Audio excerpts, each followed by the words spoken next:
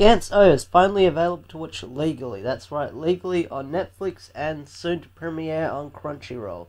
Now, this is not an endorsed review. This is just me as a fan talking about the movie because I watched it on Netflix right now and I had no idea it was on Netflix right now, so I thought I always wanted to review Gantz O if it ever came out, and now this is my chance to review it, so strap yourself in because this is going to get very slightly spoilery. Now, Gantz O is a very abridged and condensed down of the Osaka arc with a few changes in mind, which I'll get into now. Instead of Kurono and Kato entering the game at the same time, it is basically the plot twist at the end. Kato got 100 points first and he went free, so basically he had no memory of anyone in the Gantz room. I'm giving the big plot twist away at the end, I'm sorry, but basically Kato played the game before, because this is what I had confusion with, why they were retelling him entering the room. But basically the story is, Kato was stabbed at the subway as seen in one of the trailers, and basically is sent to the room and he is a newbie at the game, and he basically meets all the players again. Now, many of the characters in Gantz O are missing from the Tokyo team and the Osaka team, and I want to say this is a good thing, because it does keep the film pacing and flowing well. I'm sure if all those characters were in Gantz O, it would have made over an hour long 90-minute film flow very chunkily and very slowly. But seeing how this film has not many characters you follow, it mainly focuses on a few, it flows together very well. Now I want to talk about the CG and the visuals in Gantz O, because holy fucking shit, this is the best CGI I've ever seen done to an anime film.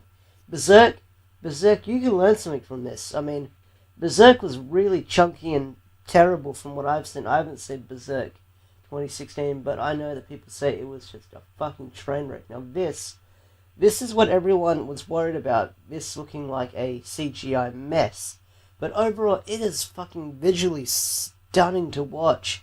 I watched this on a flat screen TV in almost 4K resolution, and it was just fucking amazing to watch, hands down. Best thing I've watched that day I watched. And this is just going to be very, very unscripted of me, not going off any notes, but holy shit, this looked amazing.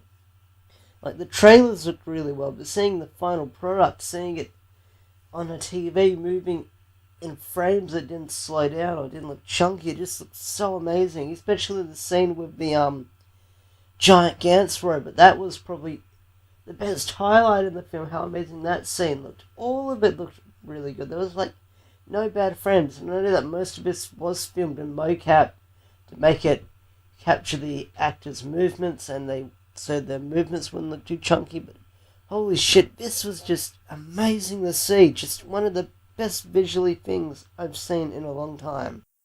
Now, seeing how this will be on Crunchyroll, it's going to be available dubbed and subbed. Last night on Netflix, I watched the dub because I did watch it at 1 in the morning and I was too lazy to read the subtitles. The dub cast overall is pretty good. Now, unfortunately, they couldn't bring back most of the old ADV talent from back in the day because most of those voice actors have branched off and done other things. Most of those characters in Gantz are new, and some of them you probably can't get a hold of, but seeing the talent in the credits, I think it was mostly done in LA, so it was probably one of those LA dubs. And for an LA dub, they did get their top-notch people. They had Jeremy Lee, they had Todd Haberkorn, Bryce Patton Brook. They had a lot of talented folks on this in the voice acting community. I think it was Christina V as Anzu, Laura Post as Rika, Todd Haberkorn as the old man, and a lot of the other characters I didn't know who voiced who. It was hard to... I didn't Google all of them late at night, but I think most of them I've either heard of or I have seen do other work. Overall, Gantz O is a pretty solid film, and the fanboy of me would rate it as a 10 out of 10. But I'll give it a 8.5, or a 9 out of 10 at least, because if you're new to Gantz and you're watching this, you won't be too confused about it.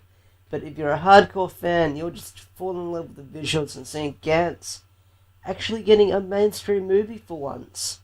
Because who knows, Gantz might be coming back. Maybe we'll get another anime. Maybe we've got the Gantz G manga going on. Who knows what's going to happen. Maybe Gantz will come back someday. Who knows. But overall, Gantz O, it's a pretty solid film. Check it out.